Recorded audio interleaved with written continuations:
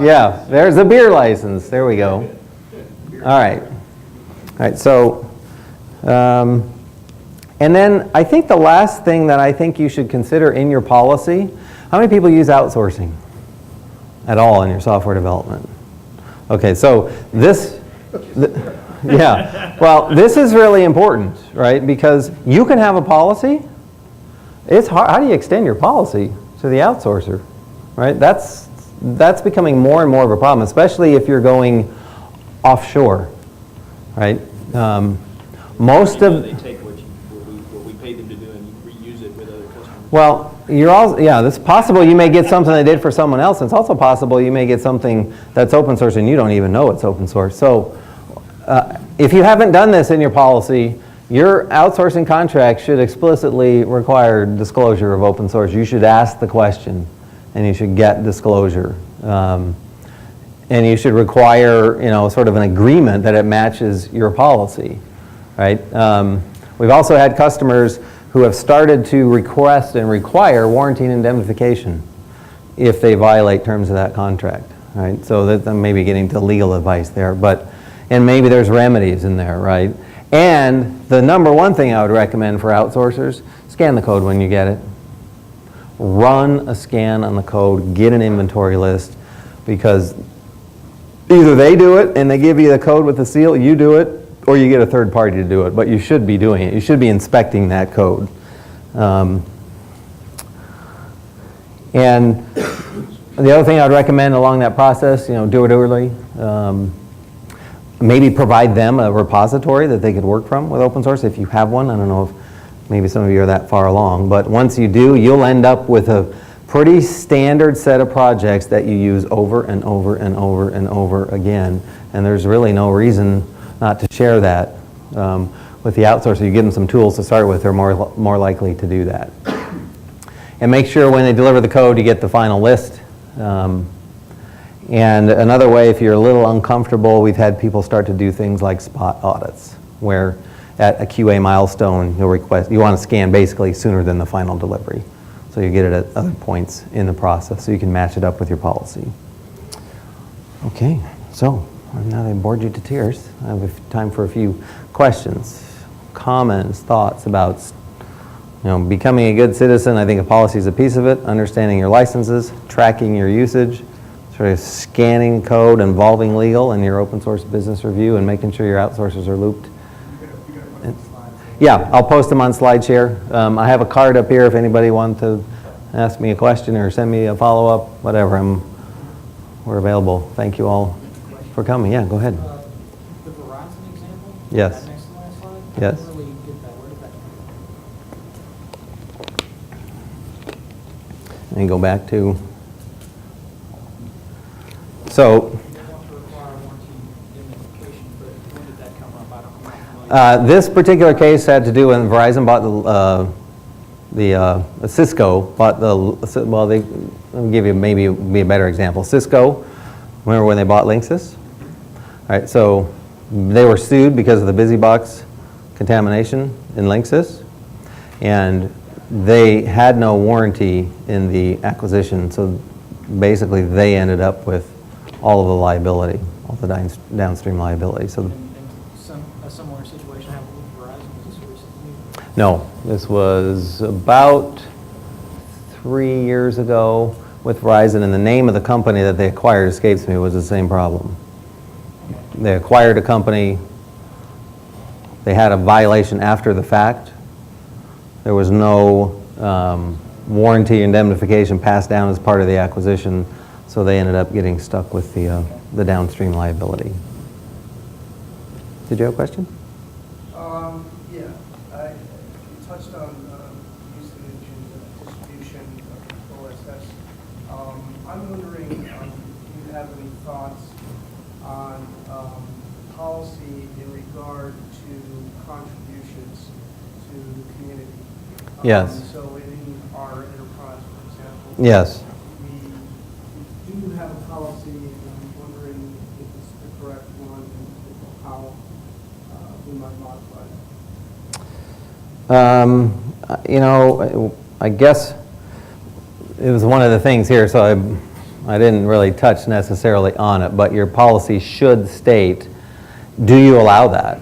A, and under what terms would you allow it? So, I mean, I can't speak whether it's the right or wrong one, I guess, for your company without understanding a little bit more of what your strategy is, but I would tell you this, 6 years ago, most people prevented this or tried to prevent it. I'd say within the last 24 months, most people have gone the exact opposite way. They're saying, well, wait a minute, why wouldn't we want to do this, right? So, and there are some guidelines around when you would want it, why you would want it. You'd want to understand the license model, right, that they're contributing under, and you would want to understand, you know, how much of company time they're going to spend on that contribution.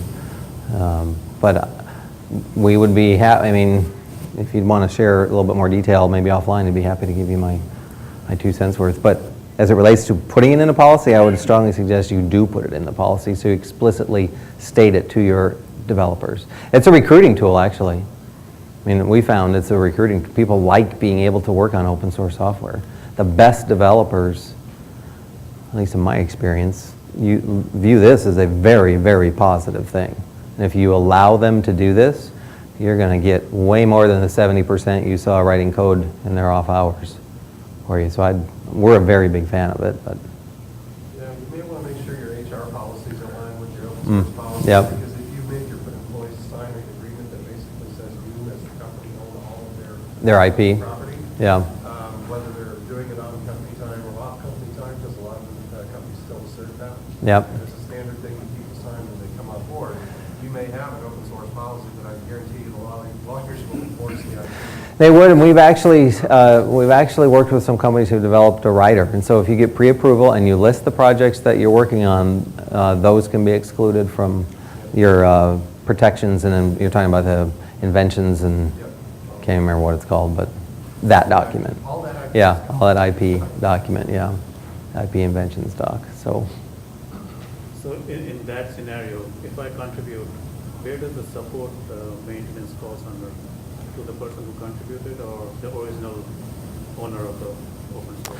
well, would typically, I mean, the support maintenance would flow to the community, right? I mean, most of these are set up with, I think it's usually more than the 3 and the 2 he was talking about, 3 guys and 2 girls, but it is a very small core of, you know, committers, key committers, and then a larger set of contributors that live underneath there. And you know, the maintenance for would fall to the community, and as long as you're an active member of the community, depending on what you contribute, they're probably going to come back to you, but the general idea would be get a broader set of people, you know, involved in that, so that you personally don't have to take that maintenance support.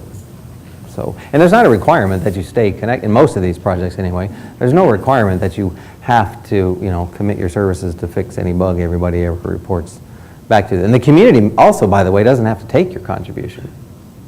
You have to earn the right to give the contribution in the community, which is probably a good thing, right? It protects the project, right? So you may end up being able to contribute ideas, you may end up being able to contribute code to a contributor before you can actually become a contributor. You have to get a contributor to verify for you. Then to become a committer, you got to have X number of successful contributions. So it's, you know, sounds like a traditional hierarchy, right? It's kind of a, I'm sorry? There's a bug list that you Yeah. can generate pretty quick with an open solicitation. If you fix this, throw it back on the website. Yeah, and that's the fastest way to get in. I think you heard him talk about that as well. But if you allow contributions and you want, let's say there's a couple of projects that your company is just really relying on a lot. I mean, it's in your best interest to get people familiar with those things and get them on the forums, get them on the list.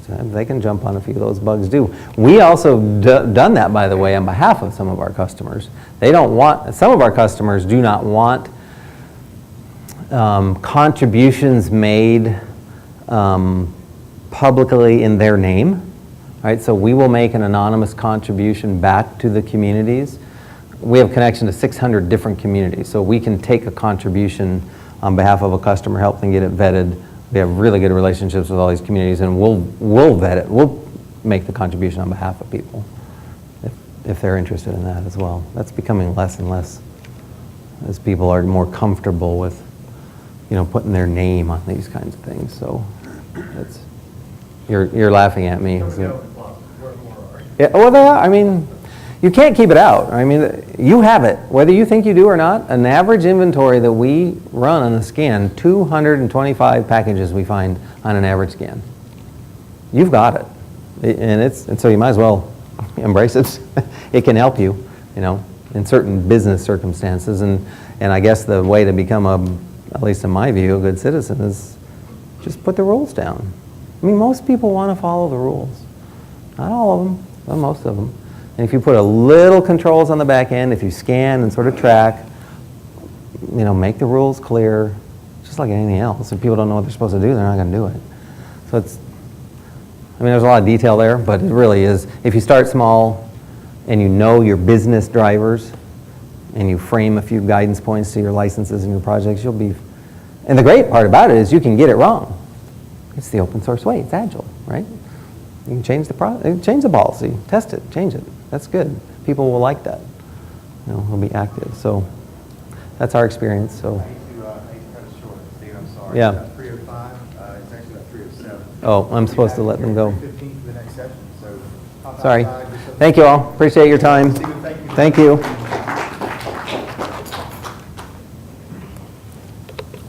Sorry to do that, man. Oh, no, it's totally fine. Go back to the slide, had all the links on it, Had all the, the slide share and all that. Thank you. oh, yeah.